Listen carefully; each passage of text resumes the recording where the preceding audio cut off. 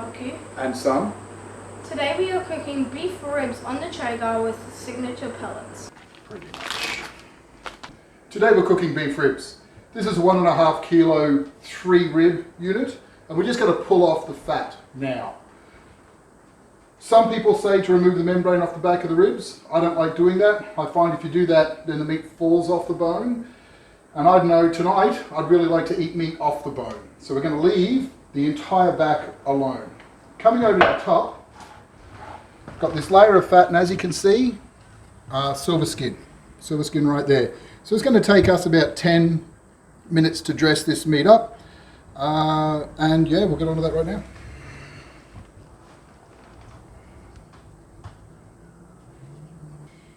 So you put your knife under, and then you hold onto it.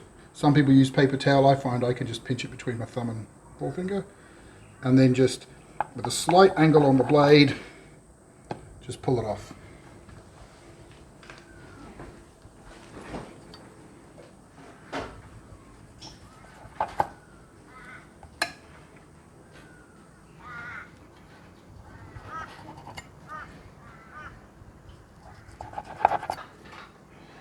See, very, very little extra meat is coming off these ribs, and that's exactly how you want it.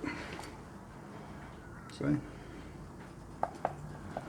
I thought we wanted a bit of fat. The ribs themselves are full of fat. All that.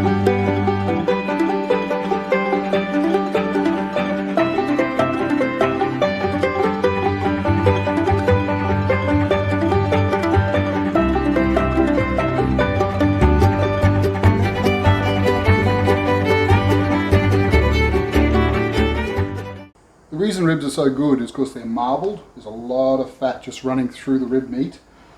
And you'll find when you get to pieces, see, look at that. See all of that fat layer and all that marble through there? So what you've got to do is, when you're pulling off the top layer of fat, you can find yourself just getting lost and just digging and digging and digging, when you're in fact, that's actually what you want to keep.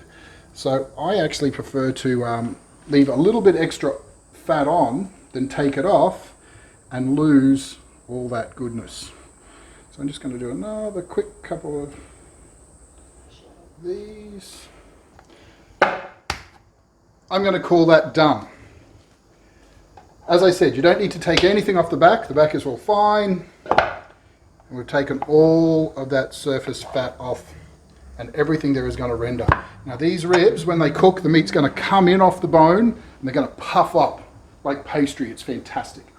All right, I'm going to get my favourite rub now, and we'll, favourite rub for ribs anyway, and we'll put that on. All right, gotta go downstairs and get the damn rub.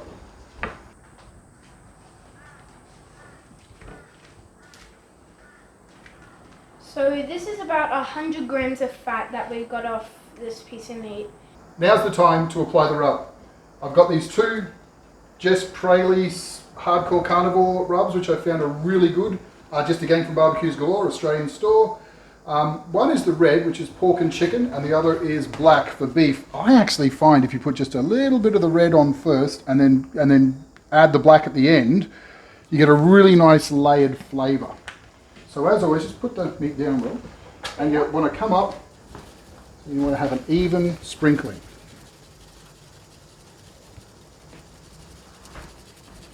There we go, and as always, we can't forget the edges, so we'll lift the meat and hold it on an edge.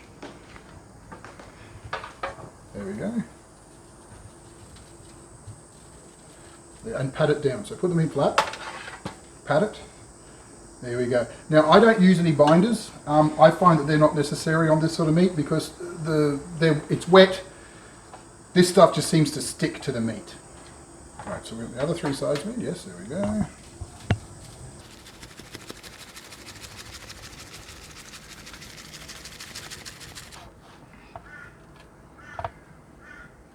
Yep, and then the four sides again, man. You might notice I'm going a little bit light on. I've seen other people just absolutely smother their meat in rubs.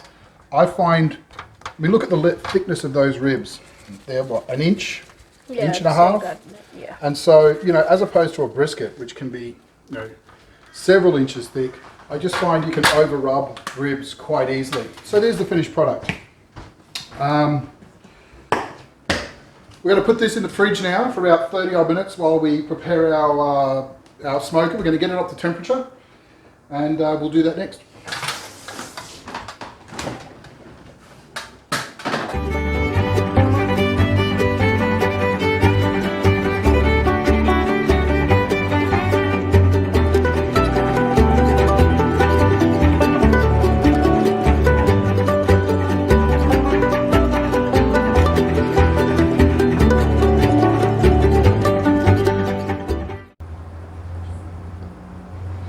Yeah, the last cook was the 31st of the 12th.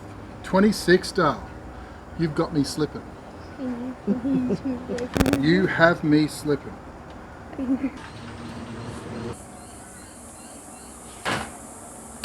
Alrighty. So, it's Australia Day and we're cooking American barbecue beef ribs. I hope the people of Australia forgive me.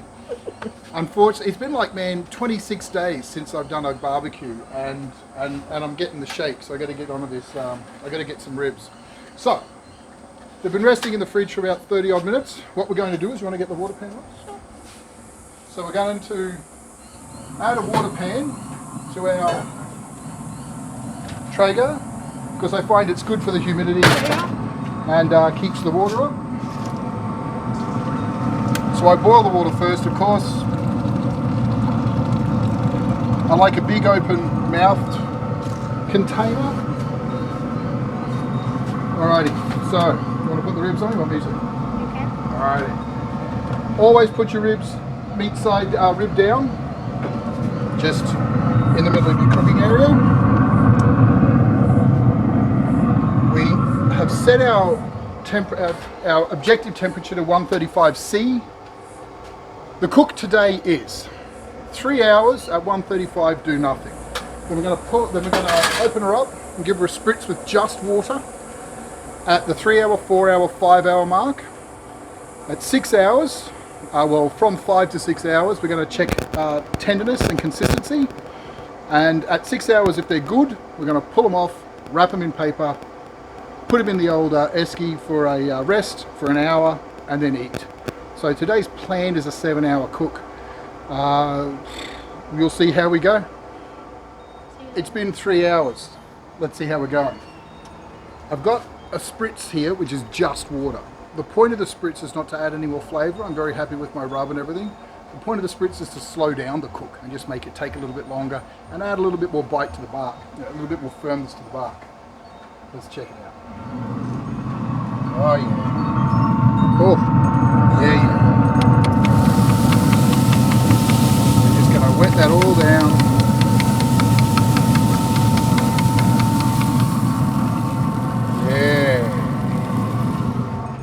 Okay, so this is the 3 hour mark. We're going to come back and spritz again at 4 and 5, and then we're going to wrap at 6. Just in case you're interested, the internal temperature is 86°C. I'm not really paying that much attention to the temperature at this point in time because we're going for texture, feel, look. I've got my probe here. I'm going to probe and go for feel. Remember, we're always looking for the texture of warm butter, which is nothing. So, we'll be back at 4 hours.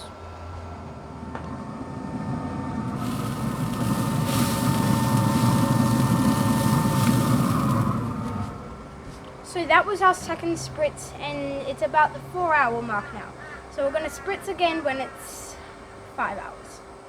It's the 5 hour mark, and we've just spritzed for the last time. I got my probe out and checked it, and it was a little bit firmer than I'd like, but that's okay. We've got another hour or more cooking.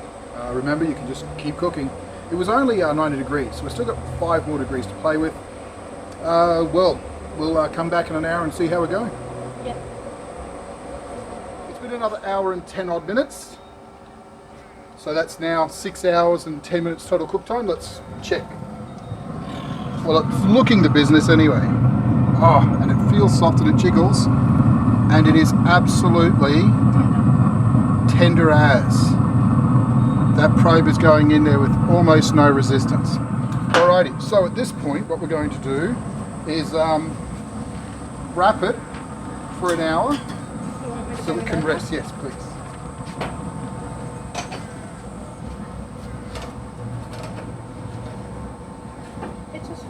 awesome when it went in. Absolutely. That So there we go.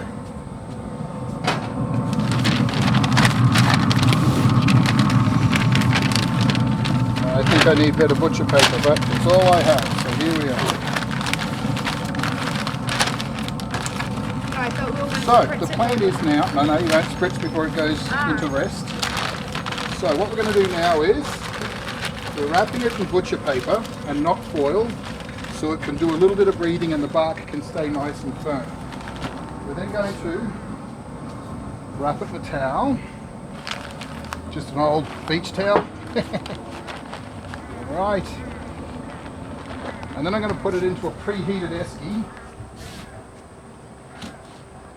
So I put some boiling water in there just to heat it all up. And we're going to let it sit in there for an hour or so to rest. Yeah. Then we eat. I'll see you in an hour.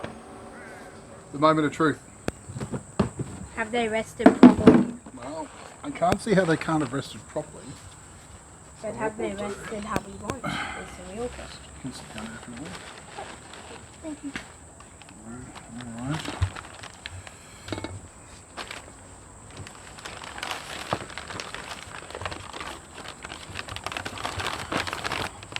The pokey test.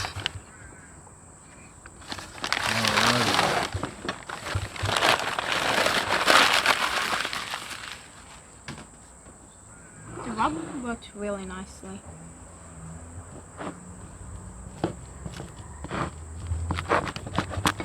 That's probably bone cutting thing. Look at that smoke ring.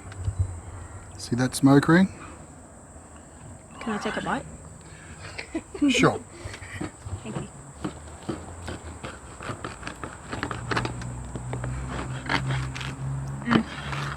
Alrighty. It's so good. My turn to take a bite. Oh, look at that. Take a bite out of the already bite a piece. No, that's yours. This is mine. Okay. Oh, It's really good.